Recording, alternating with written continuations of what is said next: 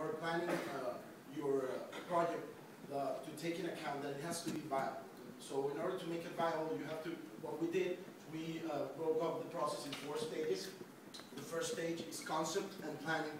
So we took a lot of time in the concept meetings, trying to make it a viable process. Right now we're in the second phase, which is resource planning, which is basically planning the event. So we have been going to poor communities, meeting these young leaders, and talking a lot to people in poor communities to see which values we have to take care of in order to change the violent culture. And then after resource planning, there's going to be the execution of the event, which I think it's going to happen in a couple of months. And after our 4th phase is the follow-up and replication. These are a series of events that can be replicated periodically and can be replicated in many communities at the same time. So that's what we're doing. And thank you. All right. First question. Money. How did you get the money? In order to like the questions to focus on planning and execution.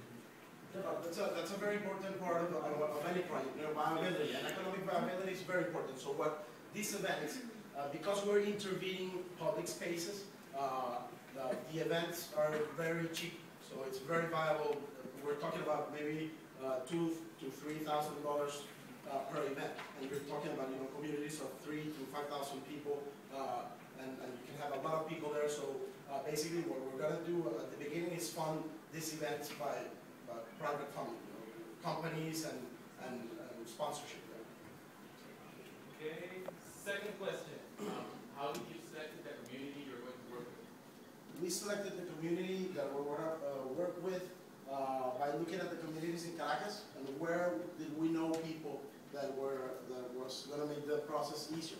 And luckily, the community we selected is one of the most violent communities, and it also has a very distinct aspect that it's divided in 2. So it's like one of the parts of the community is doesn't get along with the other. So that's very interesting, and also the political polarization we have in our country right now. It's also a very good aspect about that we're going to encounter in a way, and I'm sure it's going to help to a better country. Brilliant. Thank you. Thank you. We'd like to welcome Sharanya from the New Delhi Hub. Welcome. Thank you for selecting our project. The project is basically on improving local governance in Delhi. And the target is civil society, especially the youth. And Delhi's population is like 16 million, so we're targeting about 6 to 8 million.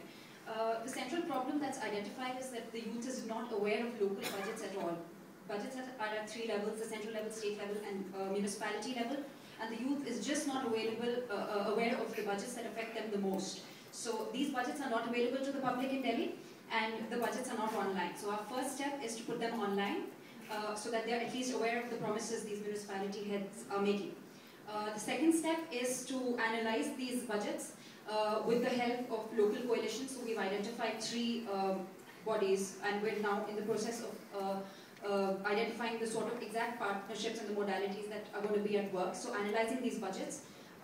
Sanitation has come up as one of the key concerns after talking to a lot of people. We consulted professors from 3 universities, spoke to citizens, and we've been going back and forth as far as that is concerned. So probably that's going to be the focus area. We will be deciding in the next 1 month.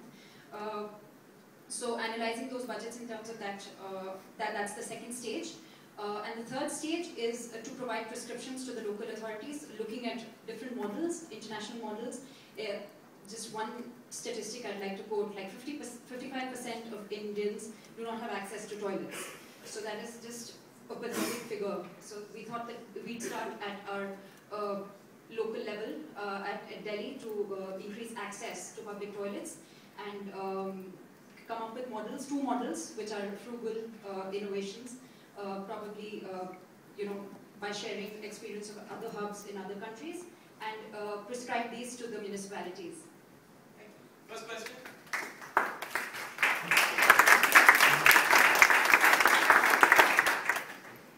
How do you manage the resistance of the people that weren't publishing that information before? Absolutely. This has been, the Rights to Information Act has helped a lot in this, wherein any information that is supposed to be in public domain, and these budgets are supposed to be in public domain, they have to give it to the citizens within 15 days of our request. So we filed 2 RTIs to get hold of the budgets. It took a month and a half actually, but we did that. So our actually planning and execution went haywire because we thought we'll get it in a day, but it took a month and a half. And now we're trying to get it online. So we just realized that planning and execution have to go hand in hand, because as you execute, you plan along the way. Excellent. Second question. How do you think about whether you're partnering with other organizations in doing this, or doing this completely on your own as a self-starter? As in the second stage of the project, after we just put the budgets online, get them to put it online, we're going to be partnering with other organizations, because we feel that that's when they are much more aware of grassroots realities than us, who are probably isolated and slightly more, we're not that aware with the realities in the slums of Delhi, etc. So we partner with 3 organizations, at least 2 of them, who are willing to analyze these budgets. And these budgets are not in very reader-friendly formats that you and I will be able to analyze immediately. So we'll need their help for sure.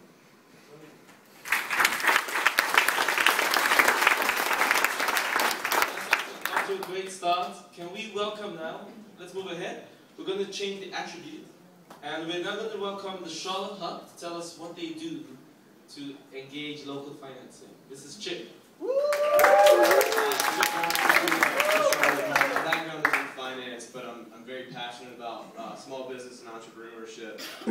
We decided pretty early on in our hub that we wanted to do something to address youth unemployment, because it's something that resonates with all of us. We've all seen its impact a lot of times firsthand. And we went down several different paths, but ended up in a similar place to the Turing Hub, which was supporting the spirit of entrepreneurship. And that led us to the idea of sponsoring a business idea competition for Charlotteans between the age of 18 and 30. Strategically, how it's going to work, or tactically how it's going to work, is that we will solicit business ideas from a very broad list of 18 to 30-year-olds in Charlotte. We have education sponsors and other partners to help us get the word out. From that list, we'll narrow down to the 6 top ideas. We have a list of mentors that we've already secured, who we'll partner each group up with. Each group will have 3 to 4 weeks to work with their mentor on their final business pitch, which will be presented at a final competition with a panel of judges who will select a winner.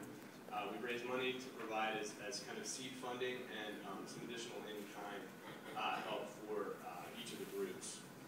The part I'm really excited about is we also plan to have video pitches for each of the top 6 finalists, which we'll share with the Global Shapers community so that everyone in this room and all of your members can also vote on the winner as well. So we'll have basically essentially 2 winners. So I was asked to talk about financing. We're fortunate to have... You're done. You ready for your first question? What? All right, you got 60 seconds. 60 seconds. So early on, we realized that we'd be better off to solicit a broad group of donors rather than just one large donor. So we basically created a tiered structure whereby we have a gold sponsor, who's our presenting sponsor. Duke Energy is our sponsor.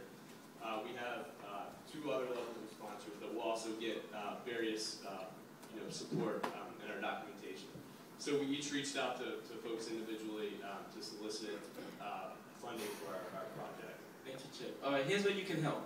Obviously, they've done a lot of work, as in most projects, but they can't say everything in 2 minutes. So help them with your question to say a bit more.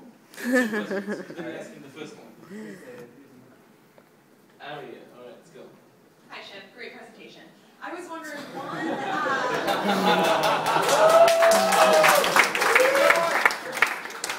how much money are we talking about, and what did you think? What was the reason the sponsors came on board, besides like Rise involved? But because what did they get from sponsorship? No, great question. So our original target and $40,000 was the original target. We're actually to 26, 27. I haven't gotten an update. But the whole idea was we would shoot for 40, and if we needed to scale back, we still could. In terms of what they're getting, you know, frankly, I think providing the support, the publicity is nice, but I think most people have given because of personal relationships. So I would advocate for anyone who's trying to raise local financing to really work your networks and encourage others to do the same. Excellent. Final question. And you said there are ways for this network to get involved? Yeah, absolutely. I mean, one thing for our final presentation, which is in November, we're looking for someone who can speak to entrepreneurship, who can be our final speaker, who can also draw a big crowd. So any thoughts that you have would be awesome and appreciated. Fantastic. Thank you.